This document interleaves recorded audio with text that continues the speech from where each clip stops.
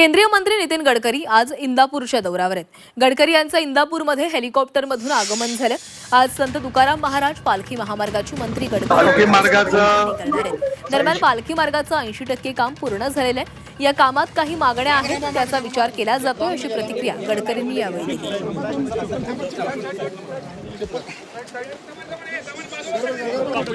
एक मिनिट पुढे मागे मोबाईल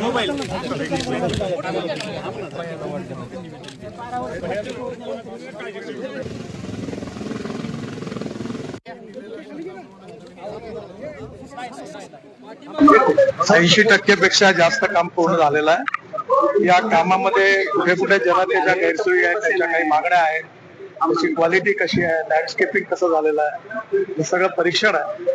आज तुकाराम महाराज पालखी मार्गाचा आहे, दोन्हीचे सगळे रिपोर्ट केलेले आहे आणि याच्यामध्ये काही ठिकाणी काल नवीन कामे घोषित केले आहे, त्या सुधारणा करायच्या आहे। साधारणतः डिसेंबर पर्यंत हा पूर्ण 100% पूर्ण करून याचं पुढच्या वर्षाच्या जानेवारीच्या याच्यात उद्घाटन करायचं असा प्रयत्न आहे।